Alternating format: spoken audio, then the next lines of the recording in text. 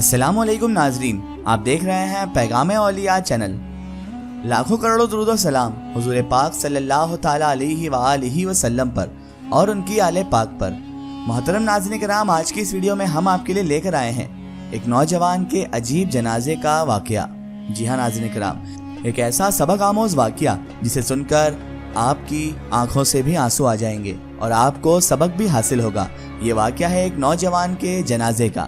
تو میری آپ سے معتبانہ گزارش ہے کہ اس واقعے کو مکمل طریقے سے سمجھنے کے لیے اس ویڈیو کو اینڈ تک ضرور دیکھیں، اور اگر ابھی تک آپ نے ہمارے چینل کو سبسکرائب نہیں کیا ہے تو اسے بھی سبسکرائب کر دیجئے اور پاس میں دیے گئے بیل آئیکن پر بھی کلک کر دیجئے تاکہ ہمارے ویڈیو کی نوٹیفیکیشن آپ تک پہنچتی رہے۔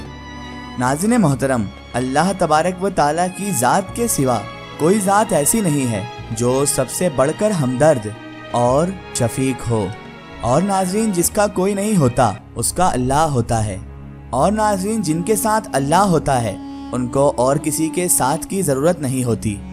اور ناظرین جو واقعہ ہم آپ کے سامنے آج بیان کر رہے ہیں وہ ایسا ہی واقعہ ہے اللہ کے ایک نیک بندے کی موت کا واقعہ۔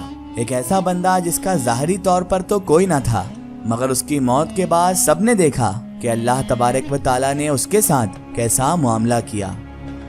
ناظرین محترم، حضرت ابو عبداللہ علیہ الرحمہ ایک مسجد میں معظم تھے۔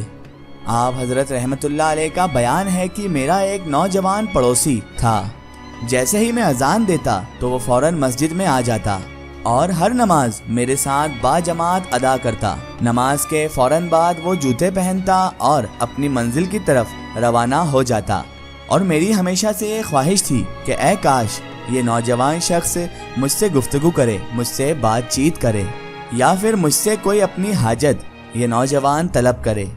پھر ایک دن ایسا ہی ہوا کہ وہ نوجوان شخص میرے پاس آیا اور میرے پاس آ کر کہنے لگا، اے ابو عبداللہ، کیا تم مجھے کچھ دیر کے لیے قرآن پاک دے سکتے ہو، قرآن مجید دے سکتے ہو تاکہ میں تلاوت کر سکوں؟ آپ رحمت اللہ علیہ فرماتے ہیں کہ میں نے اسے قرآن کریم دے دیا۔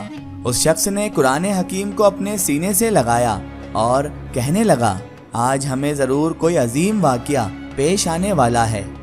یہ کہہ کر وہ نوجوان شخص اپنے گھر کی طرف روانہ ہو گیا، اور پھر وہ نوجوان سارا دن نظر ہی نہیں آیا۔ وہ بزرگ رحمت اللہ علیہ فرماتے ہیں کہ میں نے مغرب کی اذان دی اور نماز بھی پڑھی، لیکن وہ نوجوان شخص نہ آیا۔ پھر میں نے عشاء کی اذان دی اور نماز پڑھی، لیکن اس نماز میں بھی وہ نوجوان شخص نہیں آیا۔ تو مجھے بڑی تشویش ہوئی۔ نماز کے فوراً بعد ہی میں اس کے گھر کی طرف روانہ ہو گیا۔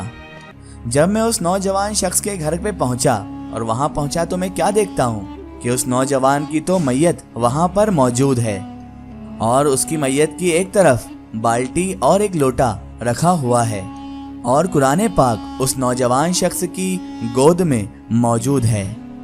میں نے قرآن پاک اس کی گود میں سے اٹھایا اور باہر جا کر لوگوں کو اس نوجوان شخص کی موت کی خبر بھی سنائی، اور پھر لوگوں نے اور ہم سب نے مل کر اس کو اٹھا کر ایک چارپائی پر لیٹایا۔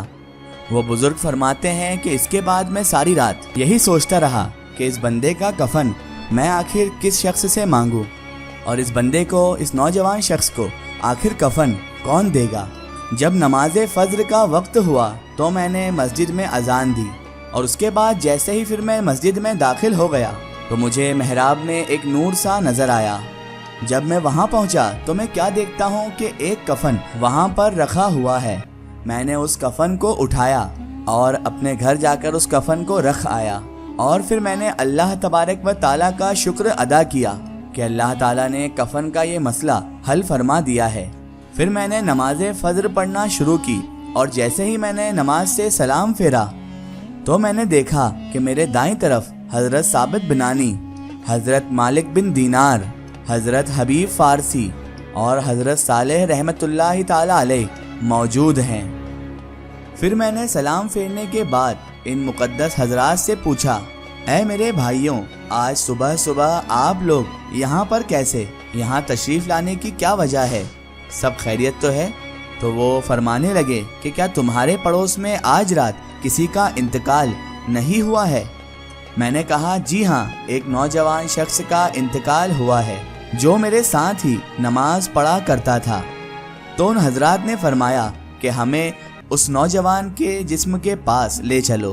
میں ان حضرات کو لے کر اس نوجوان کے گھر پہنچ گیا تو حضرت مالک بن دینار رحمت اللہ علیہ نے اس نوجوان کے چہرے سے کپڑا ہٹایا اور اس نوجوان شخص کے سجدے والی جگہ کو بوسہ دیا اور فرمایا، اے حجاج میرے ماں باپ تجھ پر قربان، جہاں بھی تیرا حال لوگوں پر ظاہر ہوا تو نے اس جگہ کو چھوڑ دیا اور ایسی جگہ تو نے سکونیت اختیار کر لی جہاں پر کوئی بھی تجھے جاننے والا نہ ہوا کرتا تھا۔ اس کے بعد ان بزرگوں نے اس نوجوان کو غسل دینا شروع کیا اور ان میں سے ہر ایک کے پاس ایک کفن موجود تھا۔ ہر ایک یہی کہنے لگا کہ اس نوجوان کو میں کفن دوں گا، اس نوجوان کو میں کفن دوں گا۔ جب معاملہ بہت زیادہ طول پکڑ گیا تو میں نے ان تمام حضرات سے کہا، میرے بھائیوں میں ساری رات اسی پریشانی میں رہا کہ اس نوجوان کو کفن آخر کون دے گا۔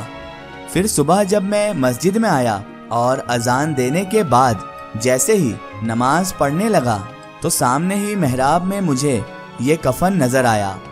میں یہ تو نہیں جانتا کہ یہ کفن کس نے کہاں سے وہاں پر رکھا، تو یہ سن کر وہ سبھی شخص کہنے لگے، پھر تو اس نوجوان کو یہی کفن دینا چاہیے، یہی کفن اس نوجوان کو دیا جائے۔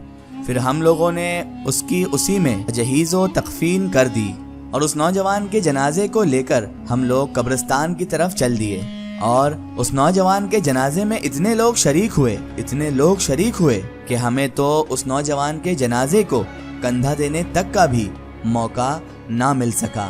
خدا ہی جانے کہ اتنے سارے لوگ پتہ نہیں کہاں سے اس نوجوان کے جنازے میں شریک ہونے آ گئے تھے۔ لیکن ناظرین کرام، اس واقعے سے یہ ثابت ہوتا ہے کہ وہ نوجوان شخص کوئی نیک، صالح اور اللہ کا برگزیدہ بندہ تھا کہ جس کے جنازے میں اتنے لوگ شریک ہوئے، جس کے لیے کفن بھی بزرگ لوگ لے کر آئے اور جس کے لیے اللہ تبارک و تعالیٰ نے حضرت ابو عبداللہ رحمت اللہ علیہ کو بھی ایک کفن کا انتظام کروا دیا۔ کیونکہ ناظرین کرام، اللہ تبارک و تعالیٰ کے جو برگزیدہ اور محبوب بندے ہوتے ہیں، اللہ تعالیٰ ان کا ہر حال میں خیال رکھتا ہے۔ جب تک وہ زندہ رہتے ہیں اللہ تعالیٰ ان کی حفاظت کرتا ہے، اور جب وہ دنیا فانی سے کوچ کرتے ہیں تو اللہ تبارک و تعالیٰ ان کے لیے سارے انتظامات فرما دیتا ہے، جیسا کہ اس واقعے میں ہوا۔ آخر میں اللہ تبارک و تعالیٰ سے یہی دعا ہے کہ اللہ پاک رسول خدا صلی اللہ تعالیٰ علیہ وآلہ وسلم کے صدقے طفیل ہمیں تمام انبیاء کرام، تمام اولیاء کرام سے محبت کرنے کی اور ان کا ادب و تعظیم کرنے کی توفیق عطا فرمائے، اور ہمیں ہر برے کام، ہر برے اعمال سے ہمیشہ بچائے رکھے، صراط المستقیم کی راہ پر چلنے کی توفیق عطا فرمائے، آمین ثم آمین۔ سو ناظرین، آپ کو یہ ویڈیو کیسی لگی ہمیں کمنٹ میں ضرور بتائیں اور ہمارے چینل کو سبسکرائب کرنا نہ بھولیں۔ اس ویڈیو کو زیادہ سے زیادہ شیئر کریں اور اسے تمام اولیاء کرام، تمام بزرگان دین کے چاہنے والوں تک ضرور پہنچائیں۔ سو پھر حاضر ہوتے ہیں آپ کے لیے ایک اور بہترین ویڈیو کے ساتھ، تب تک کے لیے خدا حافظ، السلام علیکم۔